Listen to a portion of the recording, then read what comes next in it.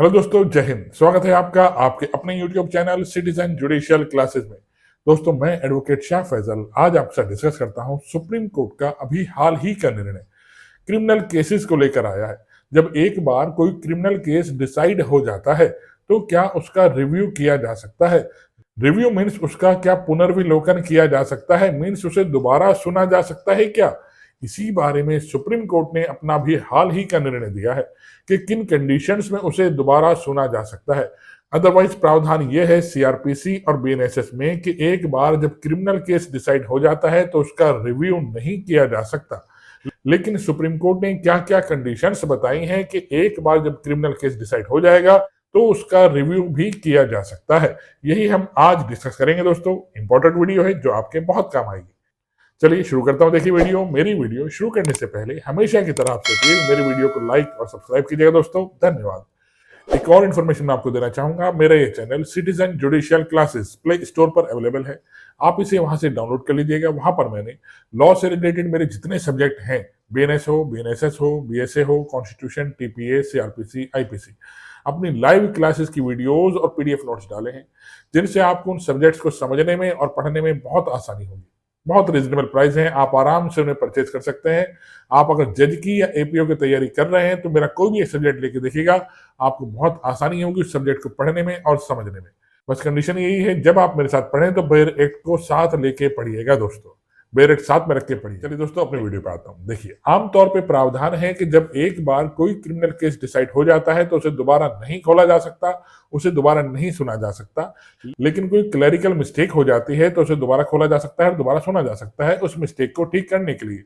जैसे अमाउंट गलत भर दिया गया, ठीक, या फिर डेट गलत डाल दी गई है, साइन करना जज साहब भूल गए हैं, कुछ कुछ ऐसी चीज जो क्लरिकल मिस्टेक में आती है उन्हें तो ठीक किया जा सकता है, लेकिन जजमेंट चेंज नहीं किया जा सकता। जैसे पहले जज साहब ने 3 साल की सजा सुनाई, अब उसे 7 साल की सजा नहीं कर सकते, 4 साल की सजा नहीं कर सकते, या फिर 1 साल की सजा नहीं कर सकते जज साहब, क्योंकि वो डिसाइडेड केस है।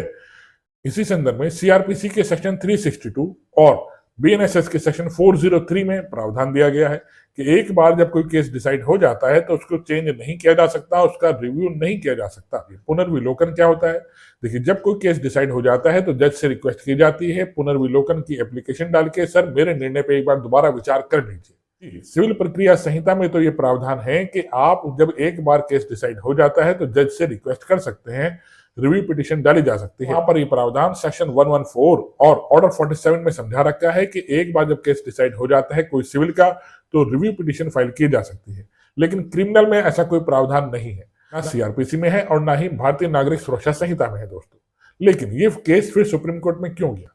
देखिए, दिल्ली हाईकोर्ट का एक डिसीजन जिसके अगेंस्ट में पार्टी ने रिक्वेस्ट करी सुप्रीम कोर्ट से, सर मुझे इस केस का रिव्यू करना है, लेकिन रिव्यू का तो प्रावधान है ही नहीं, ना सीआरपीसी में है ना बीएनएसएस में है, तो रिव्यू की एप्लीकेशन उसने क्यों डाली? दिल्ली हाईकोर्ट के निर्णय के विरुद्ध वो रिव्यू के लिए सुप्रीम कोर्ट से रिक्वेस्ट क्यों करने गया? इसी को लेकर सुप्रीम कोर्ट ने अपना निर्णय सुनाया है। केस का नाम देखिएगा, Vikram Bakshi versus RP Khosla and other, 2025 supreme court. इस केस में सुप्रीम कोर्ट ने कुछ कंडीशंस बताई हैं जब किसी क्रिमिनल केस को एक बार डिसाइड होने के बाद दोबारा खोला जा सकता है। तो पहली कंडीशन देखिएगा, पहली कंडीशन क्या है? फर्स्ट कंडीशन है जब उस जज ने डिसीजन दिया हो जिसको जुरिस्डिक्शन ना हो, जिसको अधिकारिता ना हो उस मैटर को सुनने की, और उसने फैसला सुना दिया हो। ठीक, जैसे जेम फर्स्ट को अधिकारिता है कि वो 3 साल की सजा और 50,000 रुपए जुर्माना लगा सकता है, लेकिन उसने जुर्माना लगा दिया 1 लाख रुपए, जो उसकी अधिकारिता में नहीं आता, तो इसका रिव्यू किया जा सकता है। या उसे 3 साल की पावर थी लेकिन उसने 7 साल की सजा सुना दी। 7 साल की सजा सिर्फ सीजेएम दे सकते हैं, जेम फर्स्ट दे नहीं सकता, तो उसने कुछ ऐसी सजा सुना दी है जो उसकी जुरिस्डिक्शन में नहीं आता। ठीक दोस्तों, तो इस केस में रिव्यू किया जा सकता है। अगली कंडीशन देखिए, सीआरपीसी में तो प्रावधान नहीं है, बीएनएसएस में तो प्रावधान नहीं है, लेकिन किसी और कानून में रिव्यू का प्रावधान सरकार ने डाल रखा है तो उसके आधार पर रिव्यू किया जा सकता है। ठीक है, जैसे बीएनएसएस में तो प्रावधान नहीं है, ठीक ना, सीआरपीसी में प्रावधान है, लेकिन किसी और कानून में प्रावधान है कि एक बार अगर डिसाइड हो जाता है तो जज से रिक्वेस्ट करके उसको दोबारा रिव्यू किया जा सकता है, दोबारा सुनने की रिक्वेस्ट की जा सकती है। ठीक, अगली कंडीशन देखिएगा, जब जज साहब ने किसी गलत फैक्ट को सुन लिया हो, जैसे सारे झूठे फैक्ट जज साहब के सामने रख दिए किसी पार्टी ने और जज साहब ने उन पर विश्वास करके डिसीजन दे दिया है, लेकिन जब बाद में पता लगता है तो सारे फैक्ट झूठे थे, तो इस आधार पर भी रिव्यू पिटीशन डाली जा सकती है। जज साहब से रिक्वेस्ट किया जा सकता है, सर जो डिसीजन दिया गया था आपके द्वारा वो सही नहीं था, वो झूठे फैक्ट्स पार्टी ने रखे, झूठे फैक्ट्स के आधार पर आपसे गलती हो गई, डिसीजन दे दिया है, तो भी रिव्यू डाला जा सकता है, रिव्यू किया जा सकता है। ये केस आप साथ में लगाएंगे तब जज साहब उस केस को रिव्यू कर सकते हैं। ठीक, विक्रम बख्शी वाला केस। अगली कंडीशन देखिएगा, एक्स और वाई दो पार्टी हैं, दोनों के बीच में क्रिमिनल केस चल रहा है। केस के दौरान ही एक्स की डेथ हो जाती है, लेकिन जज साहब को नहीं बताया गया कि एक्स की डेथ हो गई है, और ना एक्स के एलआर जो विधिक प्रतिनिधि हैं अपने आप को रेस्टिट्यूट कराया। जज साहब को मालूम ही नहीं एक्स की डेथ हो चुकी है, जज साहब ने एक्स के अगेंस्ट में डिसीजन दे दिया है। तो इस कंडीशन में भी रिव्यू पिटीशन मीन्स पुनर्विलोकन याचिका डाली जा सकती है। ये कुछ आधार सुप्रीम कोर्ट ने बताए हैं कि जब केस को रिव्यू किया जा सकता है, अदरवाइज ये अपवादित कंडीशन है जो इन अपवादों के साथ ही लागू होगी, अन्यथा किसी भी क्रिमिनल केस का रिव्यू नहीं किया जा सकता। सुप्रीम कोर्ट में रिव्यू पिटीशन डाली जाती है, आर्टिकल 137 में समझा रखा है पुनर्विलोकन याचिका सुप्रीम कोर्ट में कैसे डाली जाती है। ठीक, वहां डाल सकते हैं, सिविल केसेस में डाल सकते हैं। क्रिमिनल केस जब सुप्रीम कोर्ट में जाता है, सुप्रीम कोर्ट से रिक्वेस्ट की जा सकती है आर्टिकल 137 में, सर मुझे पुनर्विलोकन याचिका डालनी है, तब सुप्रीम कोर्ट आपकी पिटीशन को अलाउ कर सकती है पुनर्विलोकन याचिका की। जैसे सुप्रीम कोर्ट ने किसी केस में फांसी की सजा सुना दी है, तो जो याचिका करता होता है वो पिटीशन डाल सकता है, रिव्यू पिटीशन वहां पे अलाउ है।